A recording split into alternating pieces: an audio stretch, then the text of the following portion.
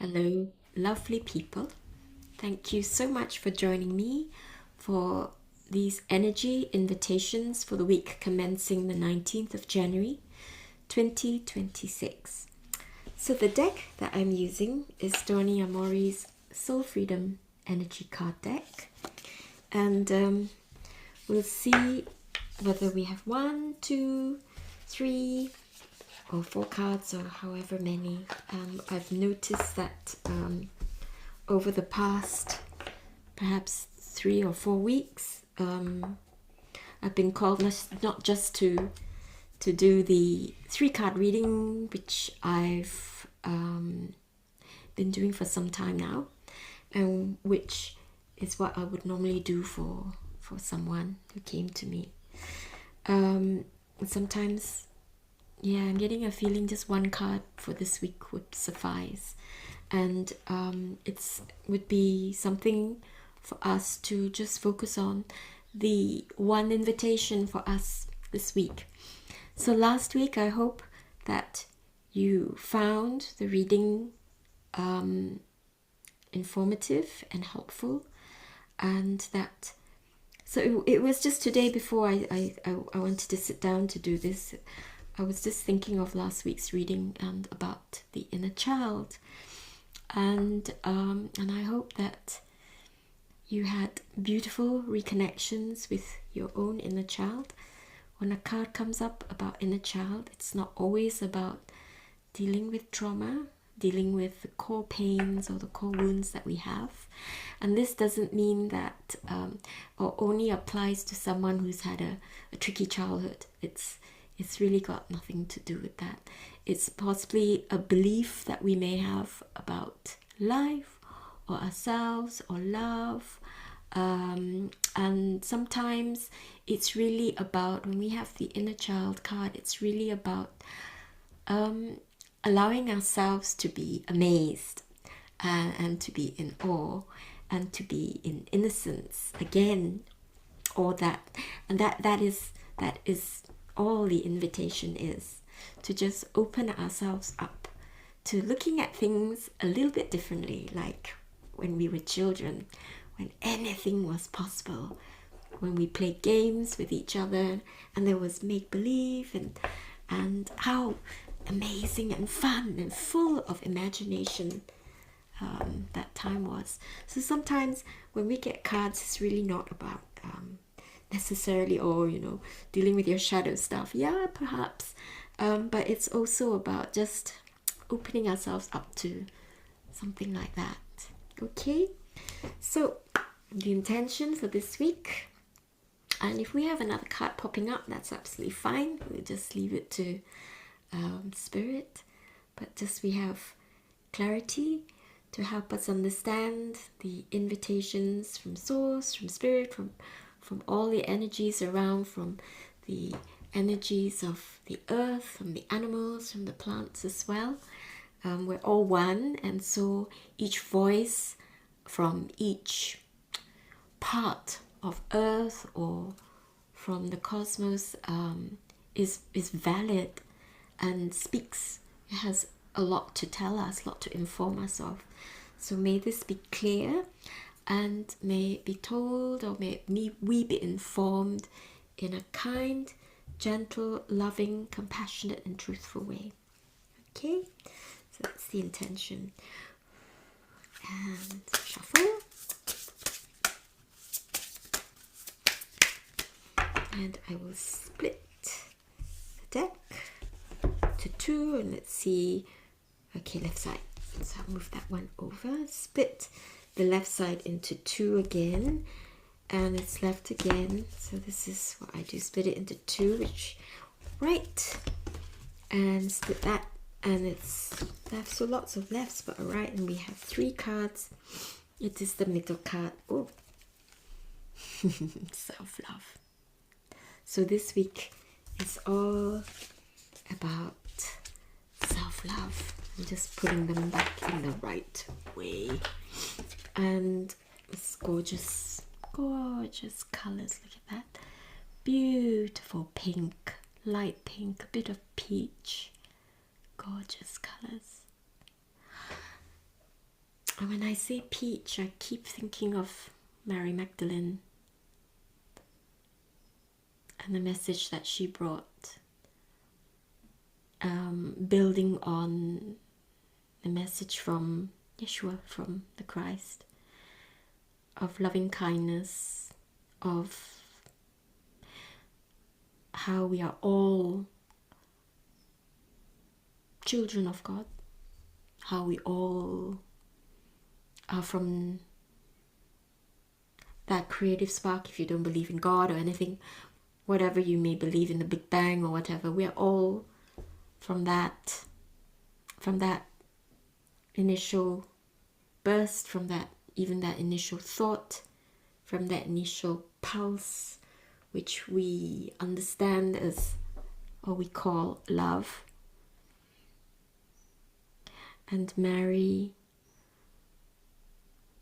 built work on that, built up her teachings upon that in a simple and practical way, helping us to embody it and to be able to bring it into everyday practice in a way which we could easily assimilate, easily understand, and yet just as powerful as his message and the message from the light. So I will read, and it is number 3. I'll read what is in. So if you are interested in the teachings of Mary Magdalene, there are many who have written about her. Judy Sartori has got some brilliant programs on her Ascension Library. I think you can still purchase them as one-offs. I'm not sure if you have to subscribe monthly to her library, but I think she has created 3 programs, and they're really, really beautiful. I've done them all, and it's possible she's been called to create a new one, and they're really, really powerful and really loving. And I think there's Megan Watterson who's written about Mary Magdalene as well, and there's a deck which I used to use and I still have, and it's beautiful.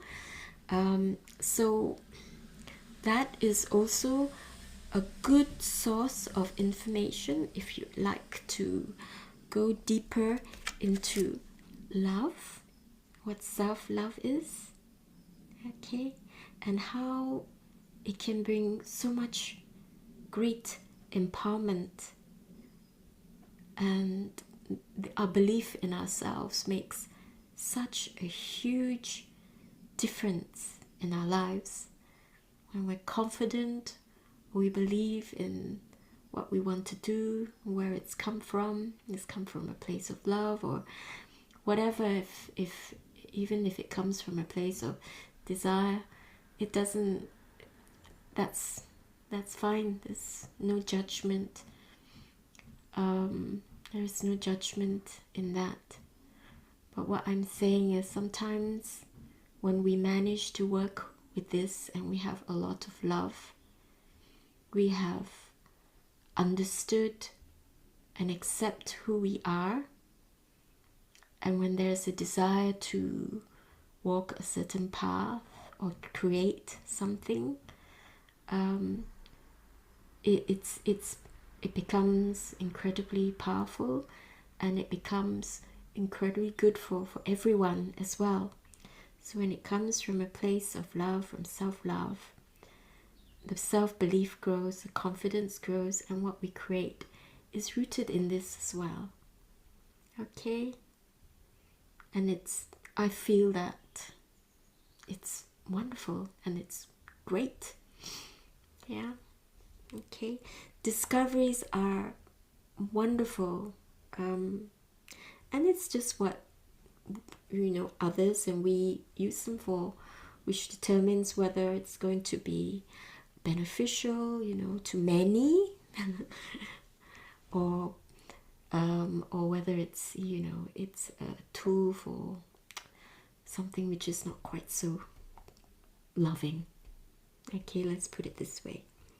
So self-love, the intention is now is the time to activate greater self-compassion and loving acceptance of what is. The key energies are unconditional love and self-care. And this is coming into the 3rd week of January. Hasn't time flown? So the message is embrace yourself fully with unconditional love. It's so deeply healing. It helps us to become whole again when we love and accept ourselves. It's so tricky when we cannot accept ourselves for who we are, or we cannot forgive ourselves for, our past mistakes. It's so tricky. So this is so important, and I think it's so beautiful that it comes up at the start of this year, reminding us that love heals, love connects. And I've been watching these short videos and takes on YouTube about this group of Buddhist monks who are walking across America, I think from Texas, Fort Worth, Texas, up to Washington. And they're walking for peace. And lots of people, as more and more people across America have heard about it, many of them have come to see them as they walk through all the various places, and to give support and help, and to also just listen, to be in that energy. And it's beautiful. It really is. So when we are able to love ourselves, we'll find that there's a lot of peace which comes. And when we can do that, and we are able to overcome our sources of fear and of survival, which I kind of believe is why a lot of people sometimes, that's the core reason why you'd have people sometimes doing things which may not seem like we really understand. There's this great fear, disconnection from themselves and from love, which causes them to do this. But when we have this, it brings a lot of peace as well. I'm not saying that life becomes stress-free. No, and sometimes stress is not a bad thing. It's just too much stress is really, really debilitating. Yeah. And a bit of excitement is fine as well. But when we are able to do this, we find that peace comes as well. And then we have these beautiful monks, some of whom are shoeless, and they're walking in just bandaged feet. And I think it's really amazing. So embrace yourself fully with unconditional love, and allow self-compassion to flow through every part of your being. Now is the moment to honor who you really are. Accept all that is without judgment or resistance. By nurturing yourself with gentle care, you activate a deeper sense of peace, there we are, and love within. And like the 100th monkey effect, the more and more of us who do this and are able to embody peace and love and acceptance of others, will find that there's no war, there's no reason for war anymore. There's no reason to amass all these resources, because we need to be able to survive and stuff like that. Or we need to have power and things like that. All of that, it has no weight. It doesn't matter. It does not matter anymore. It has no more matter. Okay? So here we are for the week commencing 19th of January. May we all love ourselves. May we all accept ourselves, whatever we are. Whatever we want to be, may we accept that. And may we nurture ourselves and take care of ourselves and love ourselves. May we be the mother and father that we've always wanted for ourselves.